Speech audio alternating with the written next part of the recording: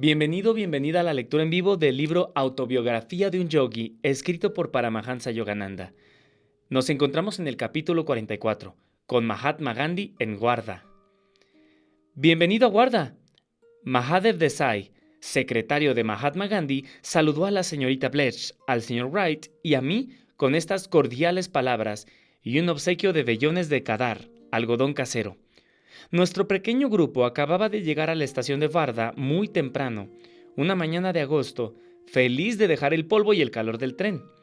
Enviamos nuestro equipaje en una carreta, y nosotros ocupamos un automóvil descubierto con el señor Desai y sus compañeros, Babasaheb Deshmukh y el doctor Pingale. Después de un corto viaje por los lodosos caminos del campo, llegamos a Magambadi, el ashram del santo político de la India. El señor Desai nos condujo enseguida al estudio donde, con las piernas cruzadas, se hallaba Mahatma Gandhi. Con la pluma en una mano y un cuaderno en la otra, en su rostro brillaba una amplia y cálida sonrisa. Bienvenido, escribió en hindi, pues era lunes, su día semanal de silencio. Aunque este era nuestro primer encuentro, nos miramos uno a otro afectuosamente. En 1925, Mahatma Gandhi honró a la escuela de Ranchi con su visita, escribiendo en el libro de visitantes un amable tributo. ¡Qué hermoso! El pequeño santo de 45 kilos irradiaba salud física, mental y espiritual. Sus suaves ojos oscuros brillaban con inteligencia, sinceridad y discernimiento. Este hombre de Estado se ha enfrentado victorioso ante miles de batallas sociales, legales y políticas. Ningún otro líder en el mundo ha logrado un lugar tan seguro en el corazón de su pueblo como en el que Gandhi ha ocupado en millones de iletrados de la India. Estos, en espontáneo tributo, le han asignado su famoso título Mahatma, alma grande. Por ellos, únicamente Gandhi limita su vestidura al conocido taparrabo, símbolo de su unidad con las pisoteadas masas que no pueden proveerse de otra cosa. Los residentes del ashram están enteramente a su disposición. Tengan la voluntad de llamarlos para lo que se les ofrezca. Con característica cortesía, el Mahatma me entregó esa nota escrita rápidamente mientras el señor Desai nos conducía del despacho a la casa de los huéspedes.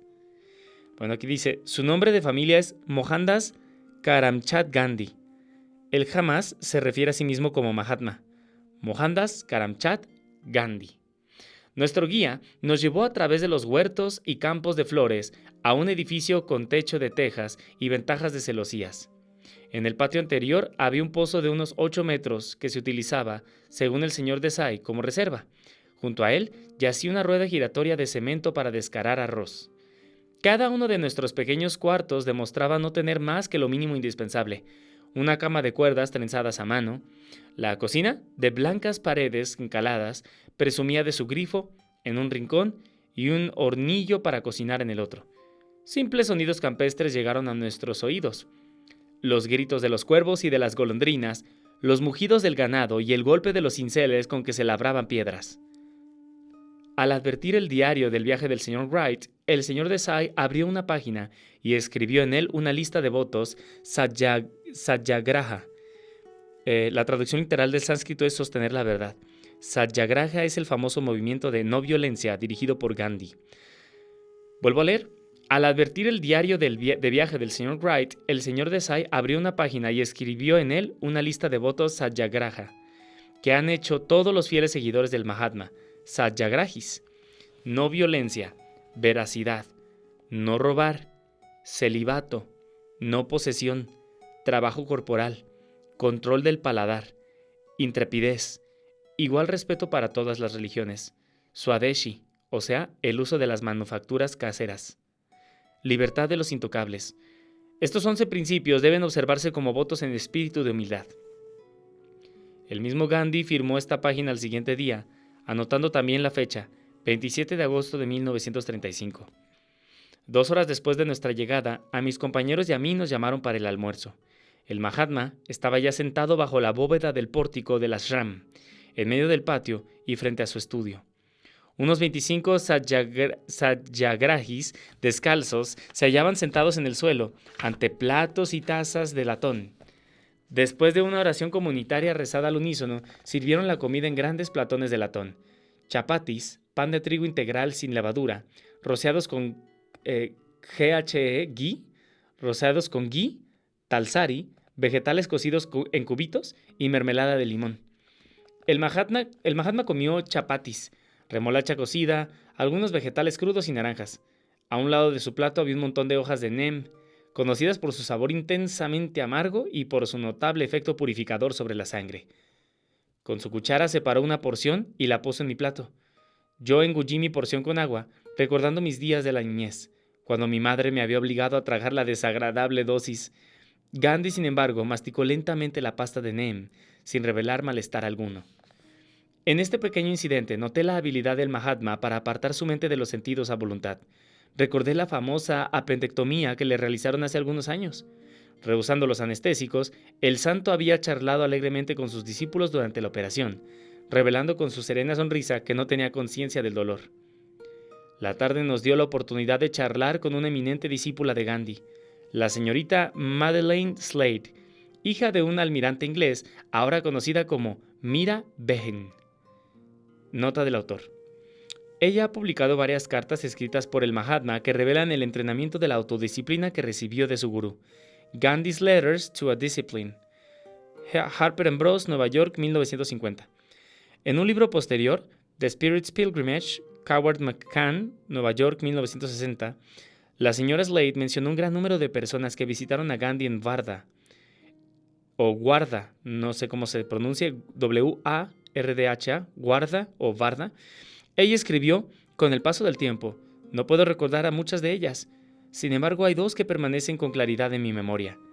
Halit Edip Hanum, la célebre escritora turca, y Swami Yogananda, el fundador de Self-Realization Fellowship en Estados Unidos. ¡Wow! Su rostro firme y sereno se iluminaba de entusiasmo mientras me hablaba en fluido hindi de sus actividades diarias. El trabajo de reconstrucción rural es gratificador. Un grupo de nosotros va todas las mañanas, a las 5 en punto, a servir a los aldeanos de las cercanías y a enseñarles principios de higiene. Aprovechamos la oportunidad para limpiar sus letrinas y las chozas de barro. Los aldeanos son iletrados y no pueden ser educados sino por el ejemplo. Y reía alegremente. Qué hermoso. Continuamos la lectura. Y dice aquí. El señor Desai, aquí hay una foto de Yogananda tomada en California. Bien, dice, miré con admiración a esta inglesa de alta cuna, cuya verdadera humildad cristiana le permitía hacer de basurera, trabajo que generalmente ejecutan únicamente los intocables. Dice, vine a la India en 1925, me dijo. En esta tierra me siento como si hubiese regresado a mi hogar. Ahora jamás desearía retornar a mi antigua vida e intereses. Conversamos un rato sobre Estados Unidos. Siempre me complace y sorprende, dijo, el apreciar el profundo interés en temas espirituales que manifiestan numerosos norteamericanos que visitan la India. Nota del autor. La señorita Slade me recordó a otra distinguida mujer occidental, la señorita Margaret Woodrow Wilson, hija mayor del gran presidente de los Estados Unidos. La conocí en Nueva York. Estaba profundamente interesada en la India. Luego se mudó a Pondicherry, donde pasó los últimos 5 años de su vida, siguiendo felizmente un sendero de disciplina a los pies del iluminado maestro Sri Aurobindo Ghosh. ¡Wow! Las manos de Mira Ben pronto se encontraron ocupadas en el chakra, la rueda de hilar, omnipresente en la India rural debido a los esfuerzos de Mahatma. Gandhi tiene muy buenas razones económicas y culturales para fomentar el restablecimiento de las industrias caseras, pero no aconseja la repudiación fanática de todo progreso moderno. La maquinaria, los trenes, los automóviles y el teléfono han desempeñado un papel muy importante en su propia colosal vida. 50 años del servicio público, en prisión o fuera de ella, luchando diariamente con detalles prácticos y duras realidades en el mundo político, solo han contribuido a aumentar su equilibrio, la libertad de su pensamiento, su juicio sano y su apreciación humorística del peculiar espectáculo humano. Nuestro trío disfrutó de la cena de las 6 de la tarde como huéspedes de Babashev Deshmukh. Las 7 de la tarde, hora de oración, nos halló de regreso en el Maganvadi Ashram. Subimos a la azotea, donde 30 satyagrahis permanecían agrupados en semicírculo alrededor de Gandhi. Él se hallaba sentado sobre una estera de paja y frente a él tenía un antiguo reloj de bolsillo. El sol del ocaso alumbraba apenas las palmeras y los bananos. El susurro de la noche y los grillos había comenzado. La atmósfera era la serenidad misma. Yo me sentía cautivado. El señor Desai dirigía un solemne canto que era coreado por el grupo. Luego siguió una lectura del Gita. El Mahatma propuso que yo hiciera la oración final. Qué divina unión de pensamiento y aspiración. Un recuerdo para siempre. La meditación en la azotea de Warda, bajo las tempranas estrellas. Puntualmente a las 8, Gandhi terminó su silencio. Las labores hercúleas de su vida le obligaban a emplear su tiempo al minuto. Bienvenido, Swamiji. El saludo del Mahatma no me llegó esta vez por escrito. Descendimos a su despacho, amueblado simplemente con esteras cuadradas, sin sillas, un escritorio bajo con libros, papeles y algunas plumas ordinarias, no había plumas fuente, y un fantástico reloj en un rincón. Todo se hallaba impregnado de una atmósfera de paz y devoción. Gandhi mostraba una de sus cautivadoras sonrisas, cavernosa y poco menos que sin dientes. Hace algunos años, explicó el Gandhi, comencé la observancia de un día de silencio a la semana, con el objeto de tener tiempo para ocuparme de mi correspondencia. Pero ahora esas 24 horas se han convertido en una vital necesidad espiritual. Un mandato periódico de silencio no es una tortura, sino una bendición. Estuve de acuerdo sinceramente. Nota del autor. Desde hacía años en América había yo estado observando periodos de silencio ante la consternación de visitantes y secretarios. El Mahatma me preguntó sobre América y Europa. Conversamos sobre la India y las condiciones del mundo. Mahadev, dijo Gandhi al entrar el señor Desai, tenga la bondad de hacer arreglos en el auditorio de la ciudad para que Swamiji hable allí sobre yoga mañana por la tarde. Al darle al Mahatma las buenas noches, él tuvo la consideración de ofrecerme una botella de aceite de citronela. Los mosquitos de Warda no saben nada de ahimsa, Swamiji, dijo riendo. Ahimsa, nota del autor. Inofensivo, que no utiliza violencia. Los sólidos cimientos del credo de Gandhi. Él fue profundamente influenciado por los jainas, que respetan ahimsa como la nariz de la virtud. El jainismo, una secta del hinduismo, fue fundado en el siglo VI a.C. por Mahavira, un contemporáneo de Buda. Mahavira significa gran héroe. Pueda ahora, a través de los siglos, contemplar a Gandhi como a su hijo heroico. Los mosquitos aquí están fuertes. Ellos no saben de qué ser inofensivos. Citronela, recuerda que la citronela es para ahuyentar a los mosquitos. A la mañana siguiente, nuestro pequeño grupo desayunó muy temprano con un potaje de trigo con melaza y leche. A las 10:30 nos llamaron al pórtico del ashram para almorzar con Gandhi y sus satyagrahis. El menú de entonces incluía arroz moreno, una nueva selección de vegetales y semillas de cárdamo. La tarde me halló recorriendo los alrededores del ashram, donde pastaban algunas imperturbables vacas. La protección de las vacas es una pasión de Gandhi. Para mí, la vaca significa todo el mundo subhumano, que extiende sus simpatías al hombre más allá de su propia especie, explicó el Mahatma. Qué interesante. Fíjate, lo que para Gandhi significan las vacas. Recuerda que allá son sagradas. Entonces dice, para mí, la vaca significa todo el mundo subhumano, que extiende sus simpatías al hombre más allá de su propia especie, explicó el Mahatma. El hombre, a través de la vaca, se ve impelido a realizar su identidad con todo lo que vive. ¿Por qué los antiguos rishis seleccionaron la vaca para exaltarla? Es obvio para mí. La vaca en la India era el mejor símbolo. Ella prodigaba abundancia.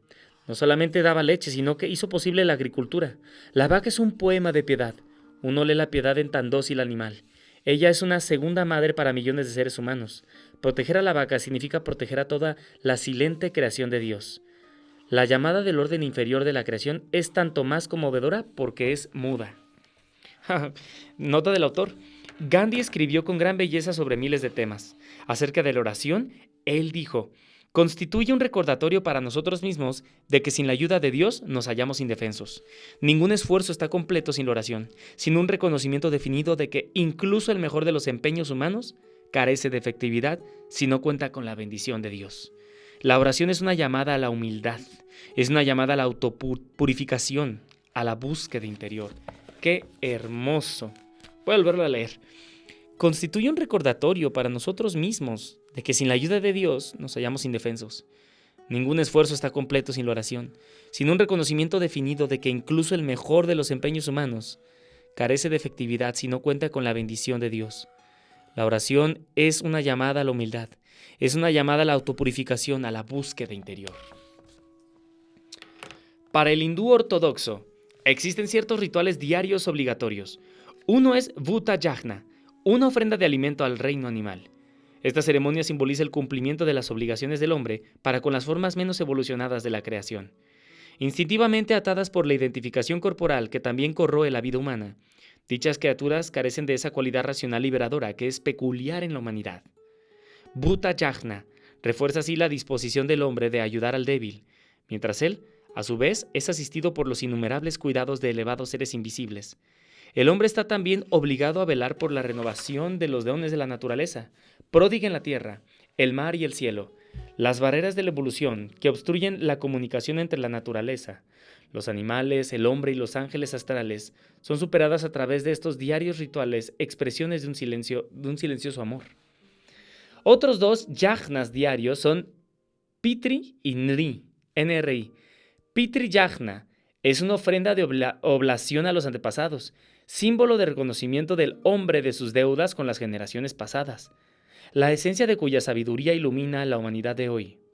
Nri Yajna es una ofrenda de alimento a los extranjeros o al pobre, símbolo de la actual responsabilidad del hombre, sus deberes para con sus contemporáneos. Temprano aquella tarde, practiqué un Nri Yajna con una visita al ashram de Gandhi para niñas. El señor Wright me acompañó en el viaje de 10 minutos. Las jóvenes y diminutas cabecitas surgían cual flores en lo alto de los saris de múltiples colores. Al final de una breve plática en hindi, que di al aire libre, los cielos desataron un repentino aguacero. Riendo, el señor Wright y yo subimos al automóvil y regresamos a Maganvadi rápidamente. ¡Qué intensidad tropical y qué chapoteo! Nota del autor, porque dio la clase en India a estas niñas. El hindi es una lengua indio-aria, basada ampliamente en las raíces sánscritas y el principal idioma vernáculo del norte de la India. El dialecto más importante del hindi occidental es el indostánico, escrito tanto en los caracteres de Devanagari, sánscrito, como en los caracteres arábigos.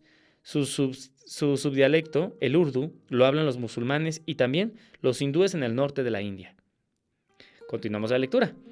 Al entrar otra vez a la casa de huéspedes, me conmovió de nuevo la notable simplicidad y el evidente espíritu de sacrificio que se advierten en todas partes. La promesa de Gandhi de no posesión surgió en los comienzos de su vida de casado. Renunciando al vasto ejercicio de su profesión de abogado que le aportaba un ingreso anual de más de $20,000, el Mahatma distribuyó toda su riqueza entre los pobres. Sri Yukteswar solía mofarse con gentil finura de los comunes e inadecuados conceptos de la renunciación. Un mendigo no puede renunciar a su riqueza, decía el maestro. Si un hombre se lamenta, mi negocio ha fracasado, mi mujer me ha abandonado, renunciaré a todo e ingresaré a un monasterio. ¿A qué sacrificio mundano se está refiriendo? Él no ha renunciado a la riqueza y al amor, estos han renunciado a él. Santos como Gandhi, por el contrario, no solamente han cumplido sacrificios materiales tangibles, sino la más difícil renunciación a las motivaciones egoístas y metas privadas, fundiendo todo su ser en la corriente de la humanidad como un todo. La extraordinaria esposa del Mahatma, Kasturbai, no hizo objeción alguna cuando él omitió reservar una parte de su riqueza para su uso particular y de sus hijos. Casados muy jóvenes, Gandhi y su esposa hicieron la promesa de celibato después del nacimiento de 4 hijos. Nota del autor. Gandhi ha descrito su vida con un candor sorprendente en The Story of My Experiments with Truth, Historia de mis experimentos con la verdad.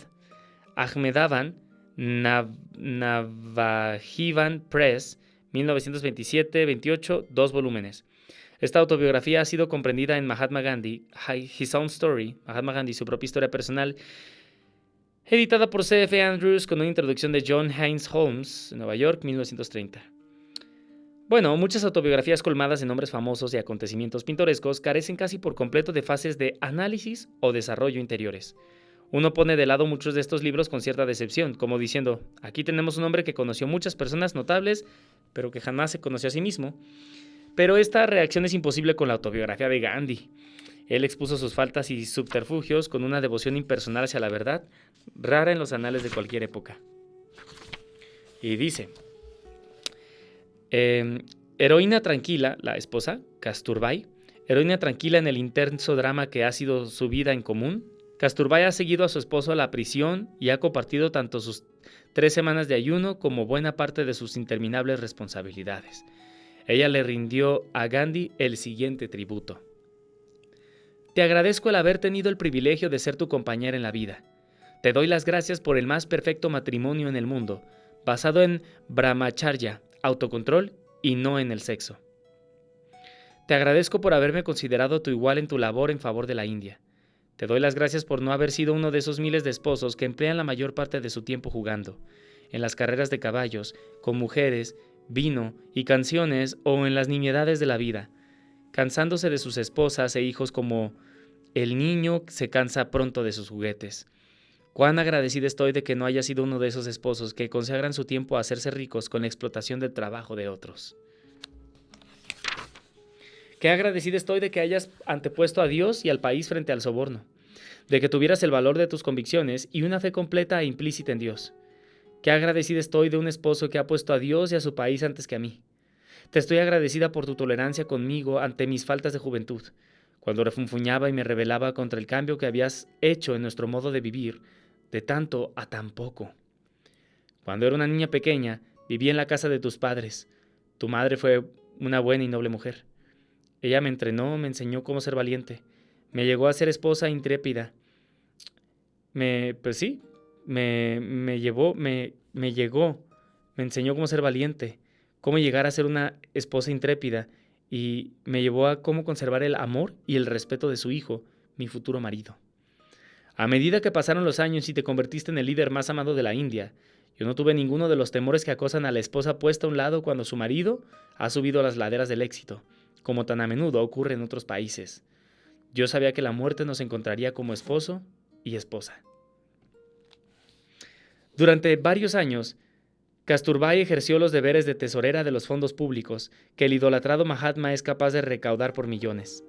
Muchas son las historias humorísticas que se cuentan en la India acerca del nerviosismo de los maridos cuando sus esposas usan alguna joya en las reuniones de Gandhi, pues debido a la mágica lengua del Mahatma, todas terminan poniendo sus brazaletes de oro y los collares de brillantes en el cestillo de la colecta.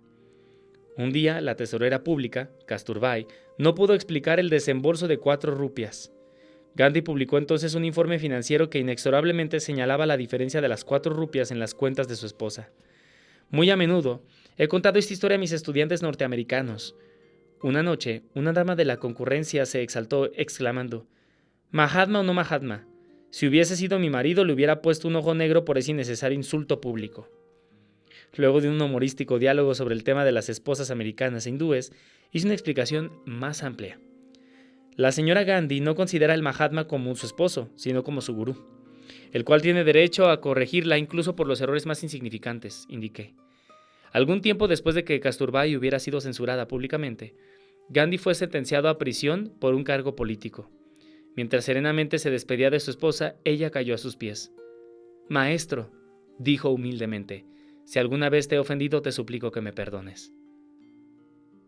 A las 3 de la tarde en Guarda, acudí, de acuerdo con una cita previa, al despacho de aquel santo que había sido capaz de convertir su propia esposa en una resuelta discípula. Raro milagro. Gandhi levantó la vista con su inolvidable sonrisa. «Mahatmaji», le dije, mientras me inclinaba junto a él sobre la estera sin cojines, «le suplico que me dé su definición de ahimsa». Y le responde: renunciar a dañar cualquier criatura viviente, en pensamiento o acción.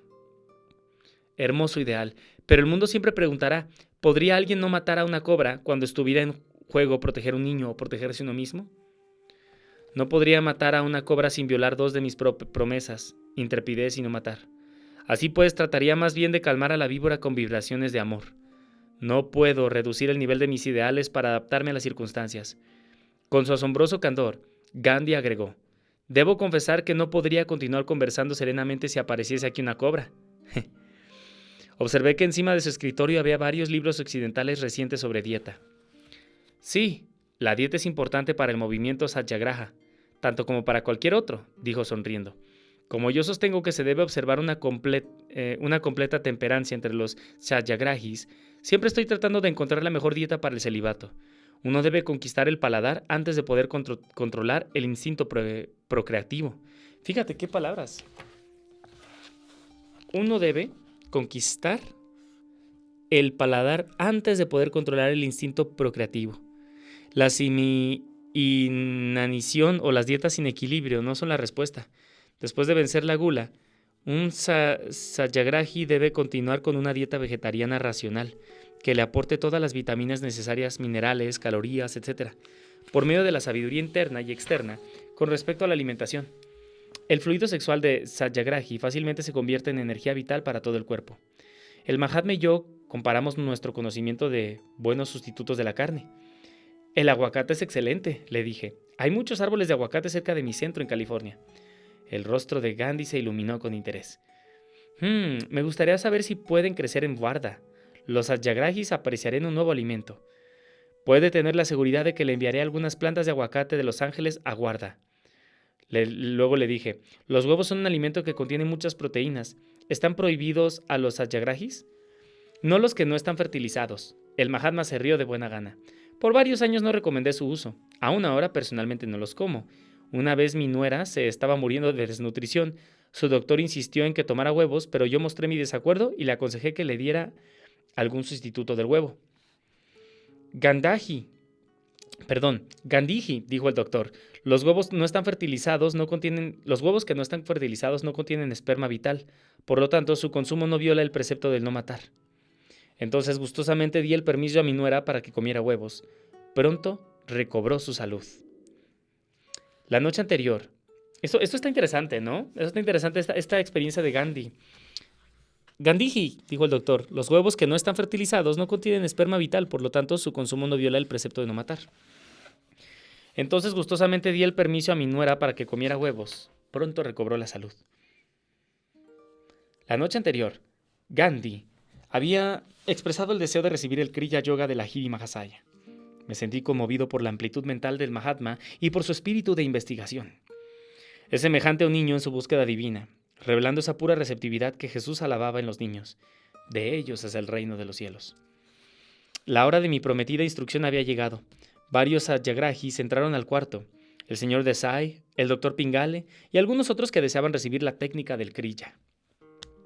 Primero les enseñé los ejercicios físicos de Yogoda. En ellos se visualiza el cuerpo como si estuviera dividido en 20 partes. La voluntad dirige la energía por turnos a cada sección. Pronto todos estuvieron vibrando ante mí como motores humanos. Fue fácil observar las ondulantes contracciones de las 20 partes del cuerpo de Gandhi, casi invariablemente expuesto a la vista.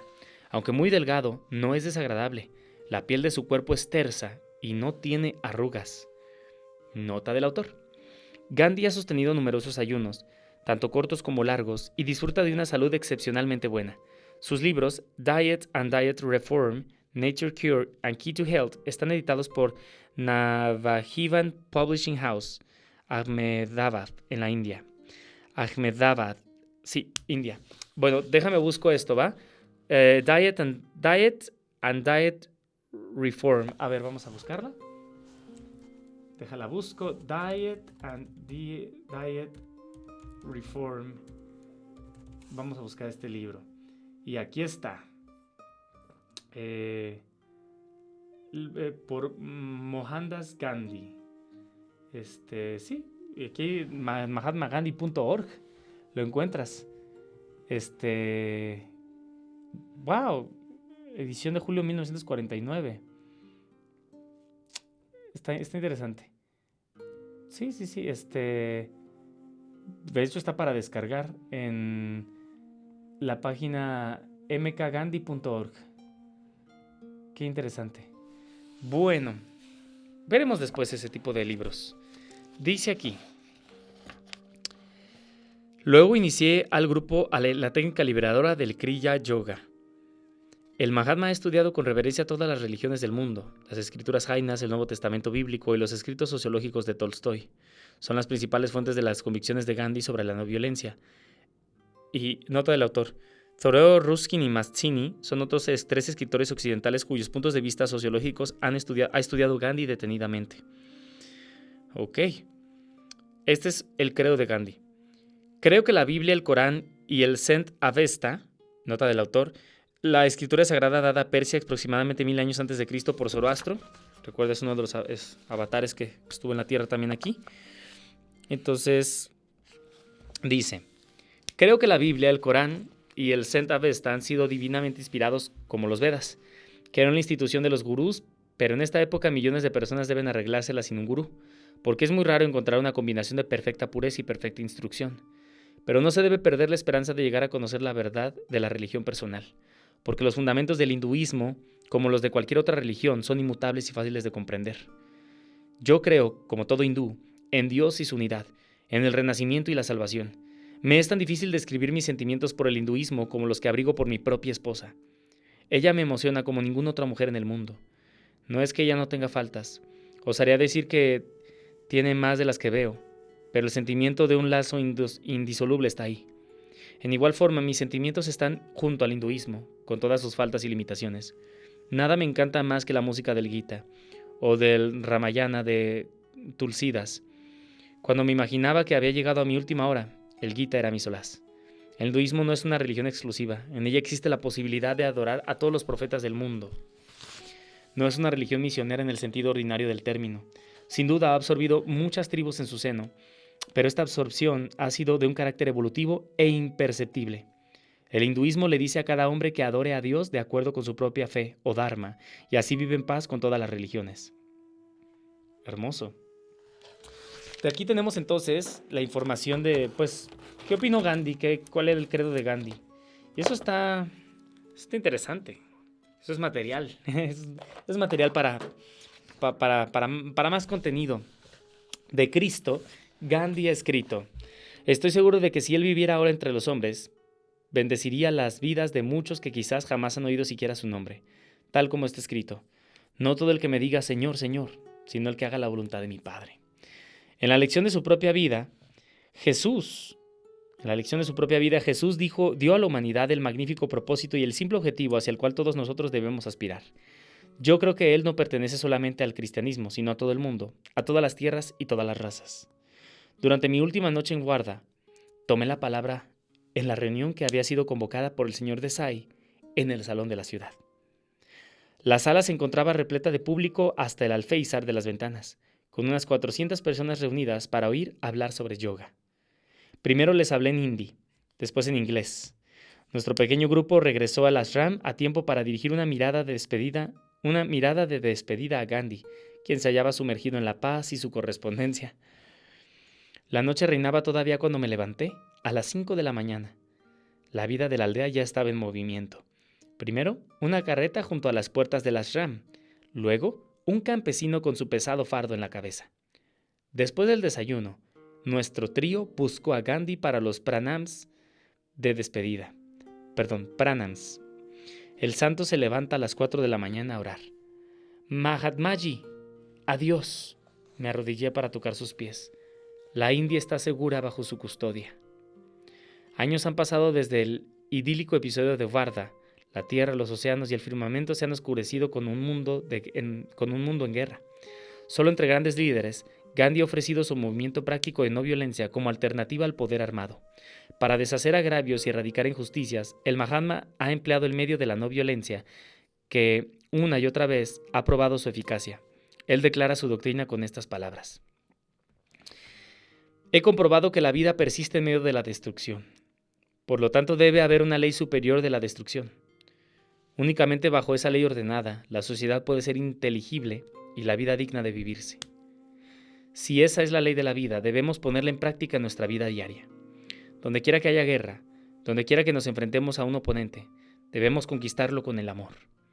He encontrado que esta ley del amor ha respondido en mi propia vida como no lo habría hecho la ley de la destrucción.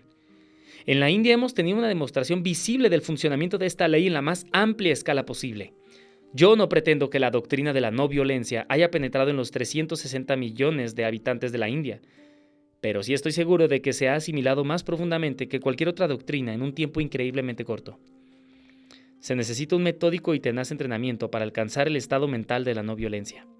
Es una vida disciplinada, como la vida de un soldado. El estado perfecto se alcanza únicamente cuando la mente, el cuerpo y la palabra se encuentran en la armonía adecuada. Todo problema hallaría su solución si decidiésemos convertir las leyes de la verdad y la de la no violencia en la ley de la vida. El ominoso desarrollo de los acontecimientos políticos mundiales destaca la inexorable verdad de la que la carencia de visión espiritual conduce a los pueblos a la extinción.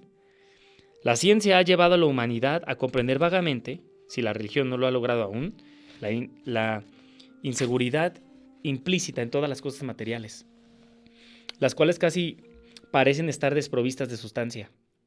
¿A dónde puede el hombre en verdad volverse ahora, sino a su propia fuente y origen, al espíritu que mora en su interior? Consultando la historia, puede uno razonablemente afirmar que los problemas de la humanidad no han sido resueltos por el uso de la fuerza bruta. La Primera Guerra Mundial produjo una bola de nieve que estremeció al mundo con un karma de guerra, el cual creció hasta explotar en la Segunda Guerra Mundial. Solamente el calor de la fraternidad puede derretir la presente y colosal bola de nieve del karma de la guerra, que, de lo contrario, arrastrará al mundo a una tercera guerra mundial. Nefasta trinidad del siglo XX. Si para resolver las disputas se utiliza la lógica de la selva la lógica de la selva en vez de la razón humana, volveremos a convertir la tierra en una selva. Si no somos hermanos en la vida, seremos hermanos en la muerte violenta. En verdad, no fue para la perpetración de semejante ignominia por lo que Dios, en su amor, permitió al hombre descubrir cómo desencadenar la energía atómica. La guerra y el delito jamás han aportado beneficio alguno. Los miles de millones de dólares que se convirtieron en el humo de explosivos hubieran sido suficientes para construir un mundo mejor, libre de enfermedades y sobre todo de pobreza. No una tierra de temor, caos, hambre y epidemias, la danza macabra, sino una amplia tierra de paz, de prosperidad y de conocimiento creciente. El llamado a la no violencia de Gandhi apela a la más elevada conciencia del hombre. Hagamos que las naciones no sean aliadas de la muerte, sino de la vida, no de la destrucción, sino de la construcción, no del odio, sino de los milagros creativos del amor. Uno debe perdonar ante cualquier injuria, afirma el Mahabharata. Se ha dicho que la continuación de la especie se debe a que el hombre perdona. El perdón es sagrado. Por medio del perdón el universo se sostiene en conjunto.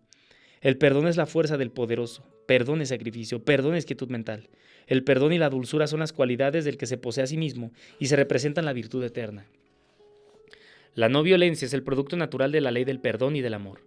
Si la pérdida de la vida se hace necesaria en una batalla justa, proclama Gandhi, y lo vuelvo a decir, si la pérdida de la vida se hace necesaria en una batalla justa, uno debe estar preparado como Jesús para derramar su propia sangre y no la de otros. De ese modo, finalmente habría menos derramamiento de sangre en el mundo. Algún día se escribirán poemas épicos sobre los satyagrahis de la India, que han resistido al odio con el amor, a la violencia con la no violencia, y que se han dejado asesinar sin misericordia en vez de responder con las armas. El resultado en ciertas ocasiones históricas fue que los oponentes armados arrojaron sus fusiles y corrieron avergonzados, profundamente conmovidos, a la vista de seres que estiman la vida de otros por encima de la propia. Yo esperaría, durante siglos si fuese necesario, afirma Gandhi, antes de buscar la libertad de mi país a través del derramamiento de sangre.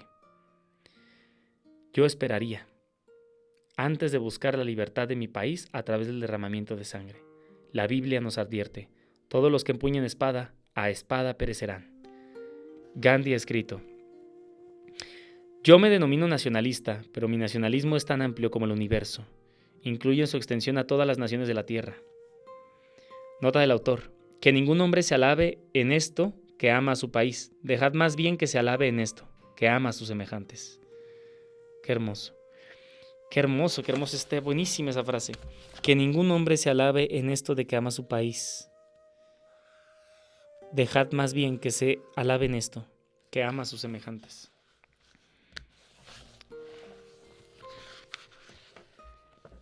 Mi nacionalismo incluye el bienestar de todo el mundo. No quiero que mi India se levante sobre las cenizas de otras naciones. No deseo que la India explote a un solo ser humano. Quiero que la India sea poderosa con el objeto de que pueda contagiar a las otras naciones con su fuerza. Esto no ocurre hoy en una sola nación de Europa. Ninguna de ellas fortalece a las demás. El presidente Wilson mencionó sus hermosos 14 puntos, pero dijo, después de todo, si este esfuerzo nuestro para obtener la paz fracasa, tenemos nuestro armamento para enfrentarnos. Yo deseo invertir esa posición y digo, Nuestro armamento ya ha fracasado. Busquemos ahora algo nuevo. Usemos la fuerza del amor y a Dios, que es la verdad. Cuando tengamos eso, no necesitaremos más. ¡Wow! Muy interesante. Mediante el entrenamiento que el Mahatma ha dado a miles de verdaderos satyagrahis, aquellos que han tomado los 11 rigurosos votos mencionados en la primera parte de este capítulo, quienes a su vez diseminan el mensaje, educando pacientemente a las masas de la India para comprender los beneficios espirituales y, a la postre, los beneficios materiales de la no violencia, armando a su pueblo con las armas de la no violencia, que consisten en la no cooperación con la injusticia, la disposición para soportar el ultraje, la prisión y la muerte misma en vez de acudir a las armas, atrayendo la simpatía del mundo a través de los innumerables ejemplos de martirio heroico entre los satyagrahis. Gandhi ha demostrado de manera impresionante la naturaleza práctica de la no violencia y su solemne poder para solucionar las disputas sin necesidad de guerras. Y vamos a volver a leer las 11, ¿no? Fíjate, aquí nos estaba mencionando que, aquí están. Al advertir el diario del viaje del señor Wright, el señor Desai abrió una página y escribió en él una lista de votos satyagraha que han hecho todos los fieles seguidores de Mahatma. No violencia, no robar, no violencia, veracidad. No violencia número 1, veracidad 2, no robar 3, celibato 4, no posesión 5, trabajo corporal 6, control del paladar 7, intrepidez 8, igual respeto para todas las religiones 9, Swadeshi, el uso de las manufacturas caseras 10 y libertad de los intocables. Estos 11 principios deben observarse como votos de espíritu de humanidad, en espíritu de humanidad. Ok. Gandhi ha obtenido ya por los medios de la no violencia un mayor número de concesiones políticas para su patria que las logradas jamás por cualquier otro líder de un país que no haya recurrido a las armas. Los métodos de la no violencia para erradicar el mal y los errores han sido aplicados de manera sorprendente no solamente en la arena política, sino en el delicado y complicado campo de la reforma social de la India. Gandhi y sus seguidores han erradicado muchas arcaicas enemistades entre hindúes y musulmanes. Cientos de miles de musulmanes miran al Mahatma como a su líder. Los intocables han encontrado en él a su intrépido y triunfante campeón. Si hay un nuevo renacimiento para mí, escribió Gandhi, desearía nacer paria entre los parias, porque de esta manera sería capaz de ofrecerles un servicio más efectivo. El Mahatma es verdaderamente un alma grande, pero fueron millones de iletrados los que tuvieron el discernimiento de otorgarle el título. Este apacible profeta es reverenciado en su propia tierra. El campesino más humilde ha sido capaz de elevarse a la altura del desafío de Gandhi. El Mahatma cree de todo corazón en la inherente nobleza del hombre. Los fracasos inevitables jamás lo han desilusionado. Aun cuando su oponente le juegue un falso 20, imagínate, aun cuando su oponente le juegue en falso 20 veces, escribe, el satyagrahi está dispuesto a confiar en él la 21ª vez. Pues la confianza implícita en la naturaleza humana constituye la esencia misma de nuestro credo. Nota del autor. Pedro se acercó y entonces le dijo, Señor, ¿cuántas veces tengo que perdonar las ofensas que me haga mi hermano? Hasta 7 veces. Dícele Jesús, no te digo hasta 7 veces, sino hasta 70 veces 7. San Mateo 18, 21, 22. En cierta ocasión oré profundamente para comprender este exigente consejo. Señor, protesté, ¿es esto posible? Para cuando finalmente escuché la voz divina, su respuesta me llegó como un torrente de luz, dándome una lección de humildad. ¿Cuántas veces, oh hombre, perdono diariamente a cada ser humano? ¡Guau! ¡Qué hermoso, qué hermoso, qué hermoso! No, está fascinante eso, fascinante.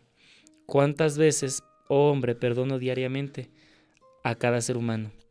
¿Cuántas veces tenemos que perdonar las ofensas de alguien más? Y pues es que así lo dice.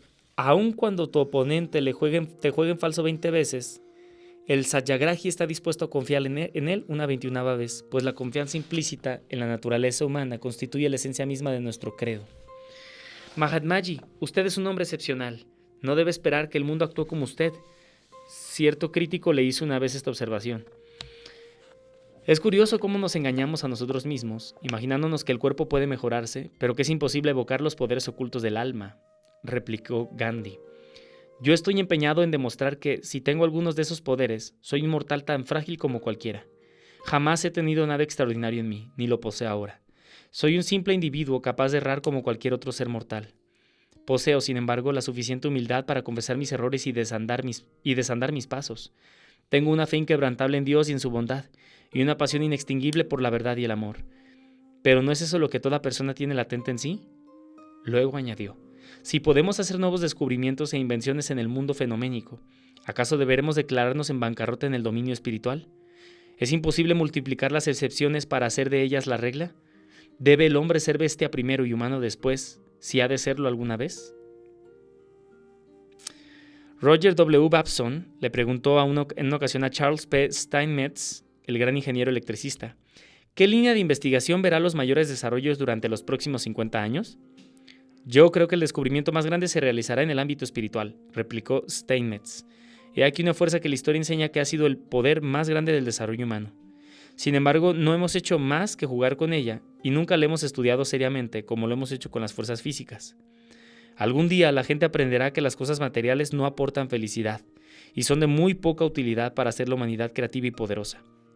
En ese momento los científicos del mundo volverán a sus laboratorios para estudiar a Dios, la oración y las fuerzas espirituales que ahora tan solo hemos examinado superficialmente. Cuando llegue ese día, el mundo verá mucho más adelante en una generación de lo que haya visto en las 4 últimas.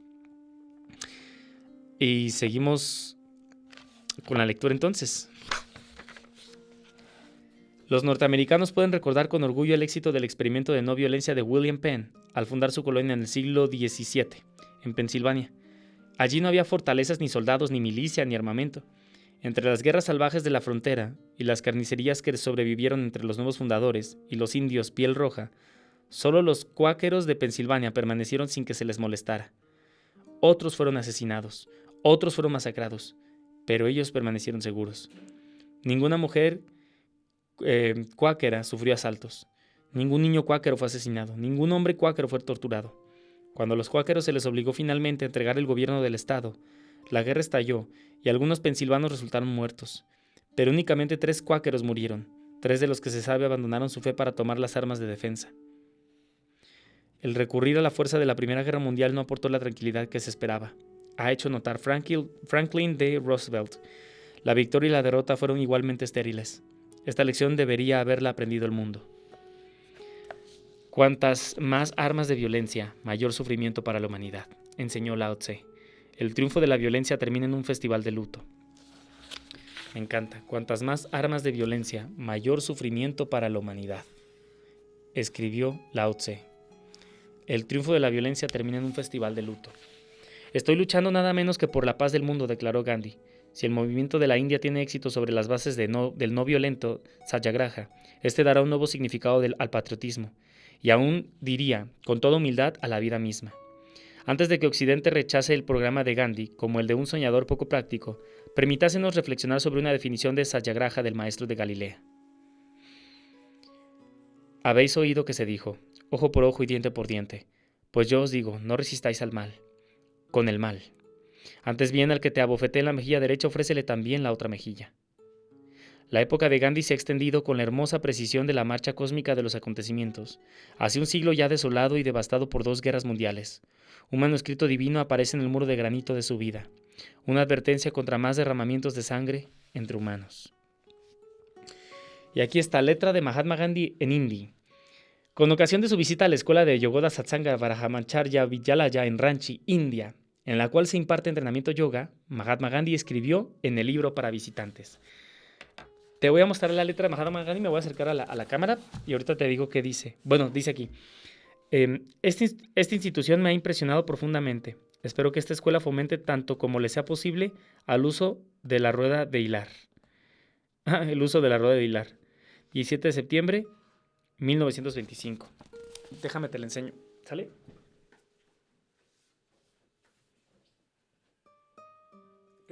No se va a ver. Aquí de este lado. Bueno, no creo que se vaya a notar porque,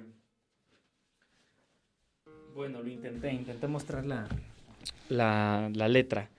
Pero puedes buscarlo, letra de Mahatma Gandhi en hindi, carta a la Yogoda Satsanga Brahmacharya Vidyalaya en Ranchi, en la India. Bueno. Y cerramos este episodio con En memoria de Mahatma Gandhi. Él fue en verdad el padre de la nación, pero un loco le ha asesinado. Millones y millones de personas están de luto porque la luz se ha desvanecido. La luz que resplandecía en esta tierra no era una luz ordinaria.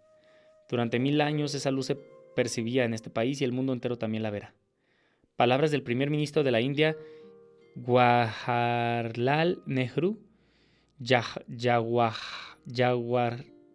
Jawaharlal Nehru, poco después de que Mahatma Gandhi fue asesinado en Nueva Delhi el 30 de enero de 1948. 5 meses antes, la India había logrado pacíficamente su independencia nacional. La obra de Gandhi, quien era para entonces tenía 78 años, estaba realizada. Él sabía que su hora final se hallaba próxima. Ava, tráeme todos los documentos importantes, le dijo a su sobrina nieta en la mañana de la tragedia.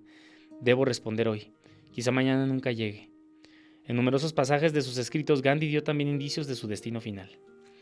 Cuando el agonizante Mahatma caía abatido al suelo lentamente, víctima de 3 balas en su frágil cuerpo, agobiado por el ayuno, levantó sus manos en el tradicional gesto hindú de salutación, otorgando silenciosamente la bendición del perdón. ¡Wow! Esto está bien interesante, ¿no? Cuando el agonizante Mahatma caía abatido al suelo lentamente, víctima de 3 balas en su frágil cuerpo, agobiado al ayuno, levantó sus manos en el tradicional gesto de salutación, otorgando silenciosamente la bendición del perdón. ¡Wow! O sea, perdonó cuando eso pasó. El artista inocente que había sido Gandhi en todos los ámbitos de su vida se convirtió, a la hora de su muerte, en un artista supremo. Todos los sacrificios de su abnegada vida habían hecho posible aquel gesto final de amor. Es probable que las generaciones futuras, escribió Albert Einstein en un tributo al Mahatma, apenas puedan creer que ha existido un ser así, de carne y hueso, que caminara sobre la tierra. Un mensaje del Vaticano en Roma decía: el asesinato nos ha causado gran consternación. Gandhi será añorado como un apóstol de las virtudes cristianas. Fíjate, Albert Einstein dijo esto. Apenas puedan creer que ha existido un ser así de carne y hueso que caminara sobre la tierra. Y el Vaticano en Roma decía: el asesinato nos ha causado gran consternación. Gandhi será añorado como un apóstol de las virtudes cristianas. Las vidas de todos los grandes seres que han venido a este mundo para poner un manifiesto un aspecto de la virtud se hallan colmadas de un significado simbólico. La dramática muerte de Gandhi, por la causa de la unidad de la India, ha puesto de relieve su mensaje para un mundo que, en cada continente, se haya desgarrado por la desunión. Él ha enunciado ese mensaje con palabras proféticas. La no violencia se ha hecho presente entre los seres humanos y perdurará. Es el heraldo de la paz mundial. ¡Wow! Bien interesante. Bien interesante. Todo esto sobre Gandhi. Muy hermoso. Bueno, disfruté mucho leer este episodio. Disfruté mucho este capítulo. Y bien, nos veremos entonces en el siguiente capítulo, en el siguiente episodio. Muchísimas gracias. Mi nombre es Uriel. Ya estamos acercándonos al final de este libro fantástico. Y que Dios te bendiga. Gracias.